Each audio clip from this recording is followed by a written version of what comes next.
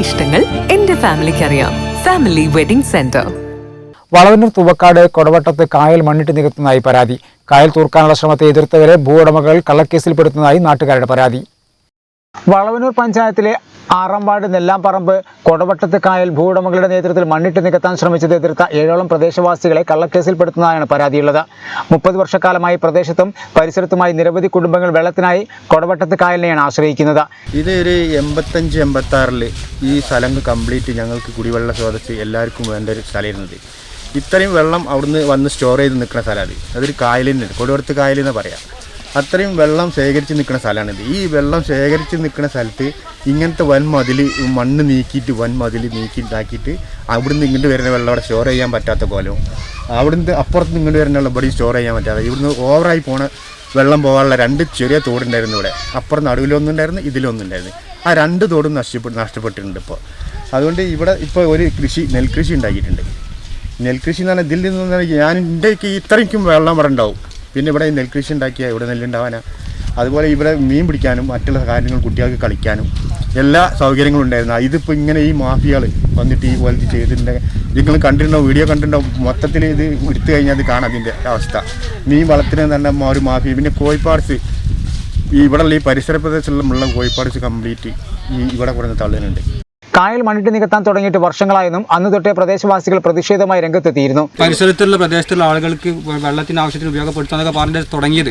പിന്നെ അത് എന്ത് ചെയ്ത് അതിന് വളച്ച് കെട്ടി സൈഡിൽ നിന്ന് മെല്ലെ മെല്ലെ തൂർത്ത് അങ്ങനെ ക്രമേണ തൂർത്തിട്ടായതാണ് ആ ഒരു ദ്വീപ് മാതിരി ഒരു തിട്ടമാതിരി ആക്കി തീർത്തിട്ടുണ്ട്. അത് ഏകദേശം 90% ഇനി ഒരു ഗ്യാപ്പ് മാത്രമേ ബാക്കിയുള്ളൂ.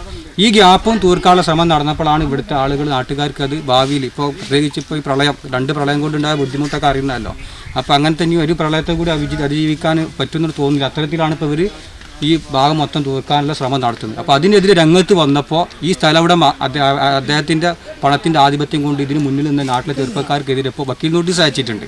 ഇതിന് പിന്തിരിപ്പിക്കാൻ വേണ്ടി ഈ വക്കീൽ നോട്ടീസിൽ ആക്ഷേപിച്ചിട്ടുള്ള ആക്ഷേപം എന്താണെന്ന് പറഞ്ഞാൽ ഇവർ ഇവിടെ നടക്കുന്ന പ്രവർത്തനങ്ങളെ തടസ്സപ്പെടുത്തിയതാണ്. അല്ലേ, കൃഷിക്ക് വേണ്ടി ഒരു സമയത്ത് തടസ്സപ്പെടുത്തിയതാണ്. ഇവർ ചെയ്ത പ്രവർത്തനം എന്തായിരുന്നു പറഞ്ഞാൽ ട്രാക്ടർ ഇവരെ JCB ഇറങ്ങിയാൽ നിലവിലുള്ള നിയമപ്രകാരം JCB ഒക്കെ പിടിച്ചുകൊണ്ടുപോകും. അപ്പോൾ അവർ കണ്ടൊരു ഐഡിയയാണ് ട്രാക്ടർ കൊണ്ടുവന്നിട്ട് ട്രാക്ടറിൻ്റെ ബാക്ക് കൊണ്ട് മണ്ണ് മൊത്തം കൂട്ടിയിട്ട് തിട്ടമായി നിർത്തുക. അങ്ങനെ നിർത്തിയിട്ട് ഇപ്പോൾ ഒരാളെ ഹൈറ്റിന് ഇവിടെ മണ്ണാക്കിയിട്ടുണ്ട്. എന്നിട്ട് അടുത്ത ഒരു ഘട്ടത്തിൽ എന്താ ചെയ്യുക, ഇവിടെ തെങ്ങുകൾ അതേപോലെ മരങ്ങളൊക്കെ കൊടുന്ന് വെക്കുക, വായ കൊടുക്കുക. അപ്പം പിന്നെ ഇങ്ങനെ മെല്ലെ തിന്നാലും മുള്ളും തിന്നാന്നുള്ള ഒരു സമീപനം സ്വീകരിച്ചിട്ട് ആളുകളെ മൊത്തം പൊട്ടന്മാരാക്കുന്ന ഒരു സമീപനം അത് സ്വീകരിക്കുന്നത്.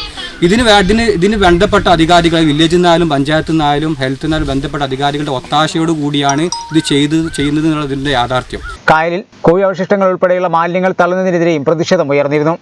ബന്ധപ്പെട്ട ഉദ്യോഗസ്ഥന്മാരും വിഷയം കൈകാര്യം ചെയ്യുന്നതിൽ വീഴ്ച വരുത്തിയെന്ന് നാട്ടുകാർ ആരോപിക്കുന്നു. ഇത് അധികാരികൾ ശ്രദ്ധിക്കേണ്ട കാര്യങ്ങളാണ്. ഇതൊക്കെ പൊതുവായ കാര്യങ്ങൾ. ഇത് ഗവൺമെന്റിന്റെ സമയത്ത് കേസെടുക്കാനുള്ള വകുപ്പുകളും കാര്യങ്ങളൊക്കെ ഉള്ള സമയത്ത് കുറച്ച് ചെറുപ്പക്കാർ വീഡിയോ ഇട്ടതിൻ്റെ പേരിലാണ് ഈ കേസ് വന്നിട്ടുള്ളത്, വക്കീൽ നോട്ടീസ് വന്നിട്ടുള്ളത്. ഇങ്ങനെയാണെന്നുണ്ടെങ്കിൽ ഇവിടുത്തെ ജനങ്ങൾ ഈ അധികാരികൾ ഇങ്ങനത്തെ പരിപാടി ചെയ്ത് കഴിഞ്ഞാൽ ജനങ്ങൾ ആരും ഇങ്ങനത്തെ കാര്യങ്ങൾ പ്രതികരിക്കാതെ ഈ ഭൂമികളൊക്കെ നശിച്ചുകൊണ്ടിരിക്കും. അധികാരികൾ ചെയ്യേണ്ട കാര്യം കുറച്ച് ചെറുപ്പക്കാർ ചെയ്തെന്നുള്ളൂ.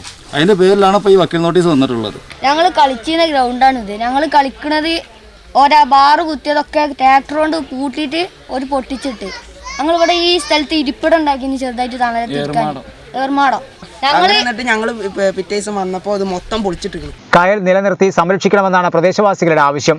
ഇതിനായി ജാതിമത രാഷ്ട്രീയ വ്യത്യാസമില്ലാതെ എല്ലാവരും ഒരുമിച്ച് നിൽക്കുമെന്നും നാട്ടുകാർ പറഞ്ഞു.